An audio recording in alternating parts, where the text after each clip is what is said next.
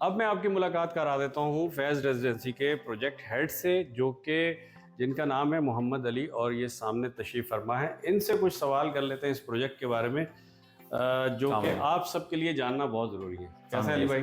ठीक है आप? अल्हम्दुलिल्लाह, बताएं आप कैसे? बहुत शुक्रिया। 2 मिनट मिल सकते हैं आपके?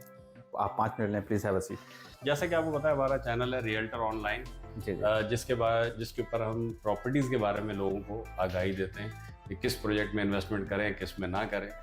तो फैज़ रेजिडेंसी की हम वीडियो बना रहे हैं, और मैंने लोगों को बताया कि यहाँ पे 2 BHK 3 BHK अपार्टमेंट 4 साल की किस्तों पे हैं। ऐसा ही है? ऐसे ही बिल्कुल। तो सर, इस प्रोजेक्ट के बारे में थोड़ा सा ये बताएं, क्योंकि एक मेरे चैनल पे इस प्रोजेक्ट की वीडियोस हैं जो कि 3 साल तकरीबन हो गए।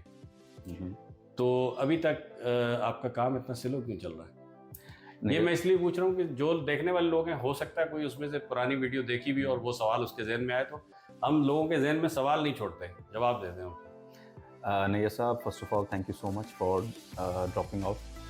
आपका नाम डेफिनेटली किसी तारीफ का मोहताज नहीं है, और एवरीबडी नोज कि माशाल्लाह you have a very remarkable and strong standing in the market, बहुत शुक्रिया। In the field of real estate.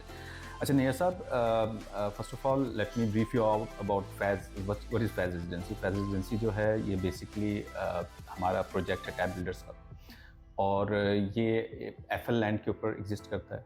5000 गज की, 5100 गज की मोर और लेस ये पैरामीटर है इसके ऊपर। बाउंड्री वॉल प्रोजेक्ट है with all the amenities top notch. आप शायद आप उसको प्रीवियसली भी ब्रीफ कर चुके हैं। ये लोकेशन के लिहाज से अनमैच्ड है। जिस तरह हम कहें कि ये सुरजानी का सबसे पॉश एरिया है, लोकेशन है इसकी। फेसिंग 400 गज की रेजिडेंशियल बेंगलोर पे मुश्तमिल है।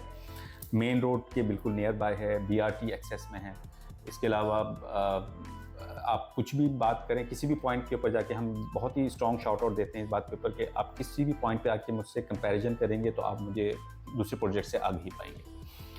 अब बात आ जाती है, आपने 3 साल पहले वीडियो बनाई थी, और ये इस प्रोजेक्ट की नौयत अभी कहाँ पे हम खड़े हैं, तो उसको मैं आपको थोड़ा सा ओवरव्यू दे दूँ। प्रोजेक्ट हमने अनाउंस किया था 2021 में, NOC हमने एक्वायर की थी इसकी, और उसके लिहाज से we were suppose to deliver this project in 2026। अभी हम 2025 में खड़े हैं, तो आप देख रहे होंगे कि अभी हमारा प्रोजेक्ट तकरीबन 30% जो है ये कंपाइलेशन पे गया हुआ है। तो ये why delay of the 2 years बहुत लॉजिकल पॉइंट है।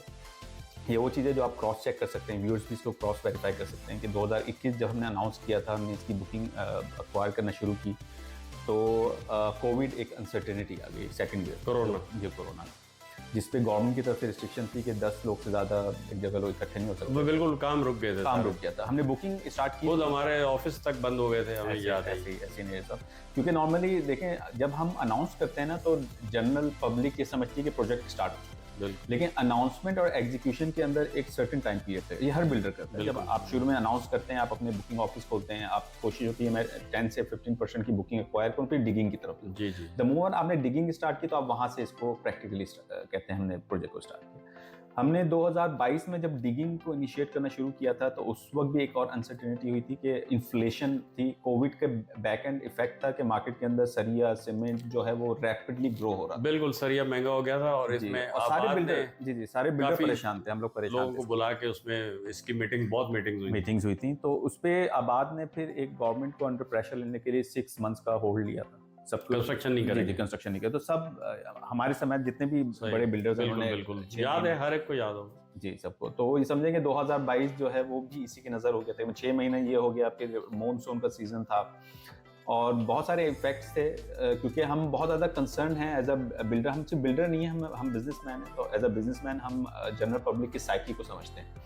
हम ये चीज़ का ख्याल रखते हैं कि जो चीज़ हम डिलीवर करने जा रहे हैं वो ऑथेंटिक एंड रियलिस्टिक ग्राउंड के ऊपर।